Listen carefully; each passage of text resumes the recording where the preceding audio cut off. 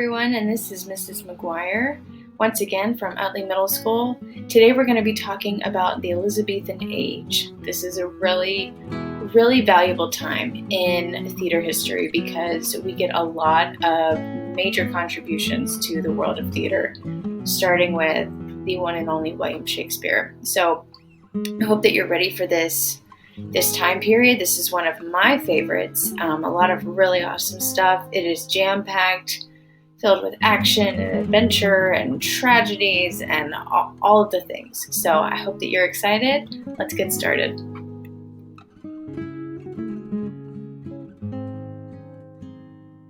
We're actually going to be starting off today with a video that's going to kind of give you a little bit of a preview as to what Elizabethan theater was all about. So here we go. Theater in Shakespeare's day was sophisticated, plentiful, and hugely popular. Everyone from Queen Elizabeth, and after her King James I, to the aristocracy to the lowliest commoner, attended and appreciated the plays.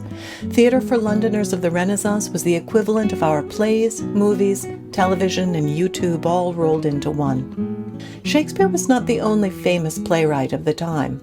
The two whose names you should be familiar with because their fame continues to today are Christopher Marlowe, who seems to have been a friend of Will's, and Ben Jonson, who wrote mostly comedies. Neither of these fellas was above getting into a brawl now and then. In fact, Jonson killed an actor in a duel, and Marlowe was killed in a bar fight, finding himself on the pointy end of a knife in the eye. As far as we know, Shakespeare confined his fights to the law courts. The playhouses that most people attended were the public theaters. There were several, and competition for audiences was stiff. The more famous public theaters were the straightforwardly named The Theatre, as well as the Curtain, the Rose, the Swan, the Fortune, and for our purposes the most important, the Globe. The Globe was Shakespeare's theatre, and like many other public theaters, it was located on the south bank of the River Thames. Although there were slight differences in the construction of Elizabethan public playhouses, they shared a great many similarities. To begin with, they were built with a circular footprint, like a giant letter O. In fact, Shakespeare often refers in his plays to this wooden O. Next, they were almost entirely open air, clearly open to the elements. There was no way to darken the theaters and no way to protect from the weather. Plays were produced during the daytime, between the months of May and October, rain or shine. Companies flew a flag above the theater to indicate that there was a performance on that day. The audience sat around the outside edge of the ring in 3 levels. The higher up one sat, the more expensive the seat. Partly this is because the closer one was to the roof, the better the cover on rainy days. But the far more compelling reason to sit higher up was that the elevation gave you a little distance from the 500 or so folks who, for the price of a single penny, could stand in the yard, or the area in front of the stage, and watch the play. They were less than affectionately known as the penny stinkers. Then, after 1600, as the groundlings, a term coined by Shakespeare in reference to their resemblance to gape-mouthed fish.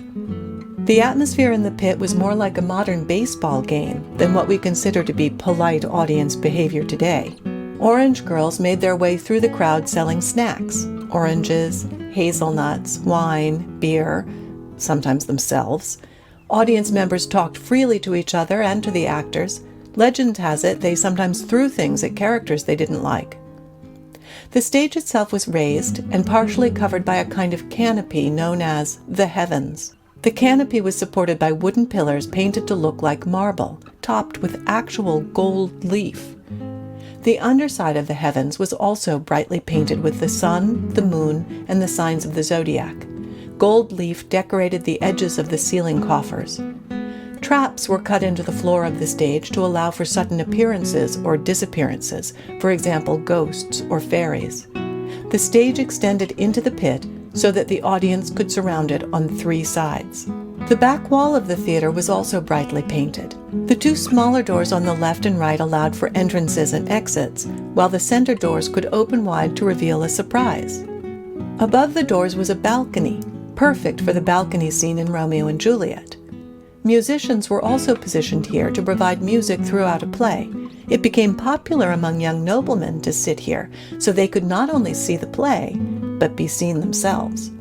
Scenery was limited to small pieces. For example, a banner might tell us that we're in France instead of England. An ornate chair turns the stage into a throne room. A strategically placed tree indicates a forest. The structure at the back of the stage is called the tiring house. It was used to store set pieces and costumes, and for the actors to dress or attire themselves. A quick note about costumes. It wasn't a custom at this time for actors to dress in anything other than contemporary English clothing. Romeo and Juliet, for example, would dress like 16th century English upper-class teenagers. Julius Caesar, Brutus, and Cassius wouldn't have worn togas. They'd have worn standard doublet and hose. Cleopatra wore an Elizabethan dress. Which brings us to the important topic of women in Elizabethan theater. There weren't any. Women were not permitted to take part in the theater, not as playwrights, shareholders, or actresses. It wasn't considered seemly. The roles of women and girls were all played by adolescent boys whose voices had not yet changed, or young men who could do a convincing job of sounding like women. Yes, this includes Juliet. Theater companies were comprised of the same group of actors year in and year out. The lead tragic actor usually played the lead roles. The clown played the best comic roles. A small group of shareholders, of which Shakespeare was one for the Globe, managed the company, took financial responsibility, and earned the biggest portion of the profits. All companies were required by law to be licensed by a member of the aristocracy. The patron of Shakespeare's company was initially the Lord Chamberlain, and so the company was called the Lord Chamberlain's Men. When King James succeeded to the throne, he took over the company's patronage, and so it became known as the King's Men. Richard Burbage was one of the most famous actors of the time. Many scholars believe he was the first Romeo. We know that he went on to play Hamlet, Othello, and King Lear. Will Kemp was the most famous clown or comic actor of Shakespeare's era. He's named specifically in the role of Peter in R&J, a small part, but clearly one that provided for considerable comic relief. Directors, as we think of them, didn't exist in Elizabethan theater. Instead, actors would be given sides, or a written copy of their lines and cue lines. They would memorize their lines, then hold 3 or 4 rehearsals at most. A hugely popular play might receive 15 performances in a season, never consecutively. It was rare for companies to present the same play twice in 1 week, even though they might perform 6 of the 7 days. On off days, when no plays were performed, the theaters often hosted bull or bear baiting shows, which were also very popular. In these so-called competitions, a bull or bear was chained to an iron ring in the center of the pit, then attacked by dogs. Audience members could bet on which of the animals would survive. We've barely scratched the surface of the fascinating history of Elizabethan theater. I encourage you to research and explore the public theaters, the private theaters like Blackfriars, other renowned actors, Shakespeare's famous scenic designer Inigo Jones, the children's companies, and any other aspect of this fruitful time that intrigues you. Okay, so that video kind of really offers us some insight as to what this time period was like. I know that was a lot of information, but it covered everything from where they would perform and the structure of their stages to how they would costume their actors, what kind of actors were allowed during this time period. Sorry, girls were still not allowed to be acting at this point in time. And it also went into, just the structure of theater in general, from as an audience member, how much you had to pay, where you would sit. This is one of my favorite videos when it comes to this time period because I feel like it really gives us a lot of awesome information. Okay, so moving on.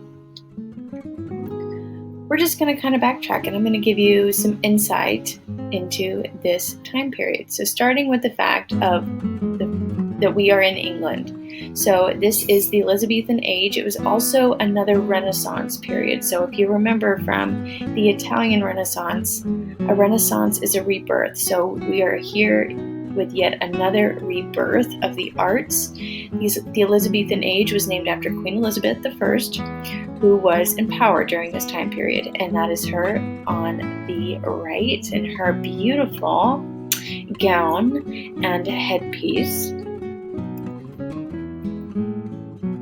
Okay, so the acting. So what was different from previous time periods with acting was that we went from it being just something that you could do amateurly to now professionally. So you could have your sole source of income come from being a professional actor.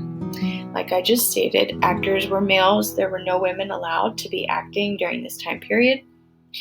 And we had professional acting companies that gave playwrights, and if you remember, a playwright is someone who writes a play, a more stable and experienced group of actors to write for. So because we had professional actors, if you were a playwright, you knew that you could take your pick from professional actors at different acting companies to bring your play to life.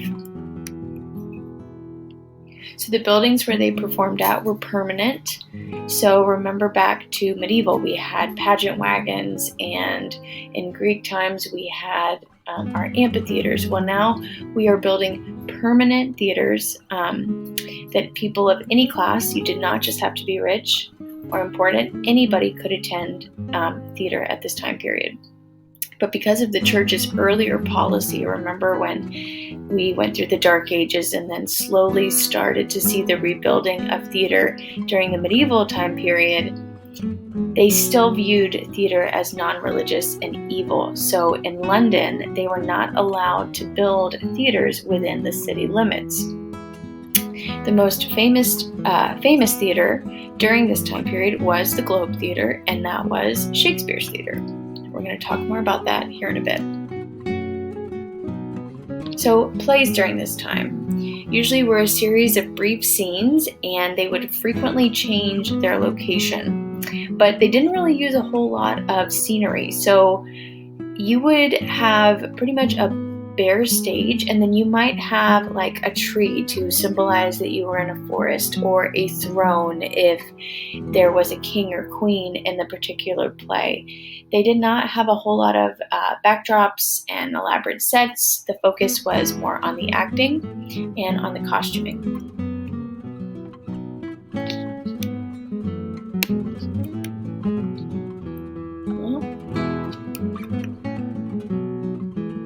Okay, and that will conclude our notes for today.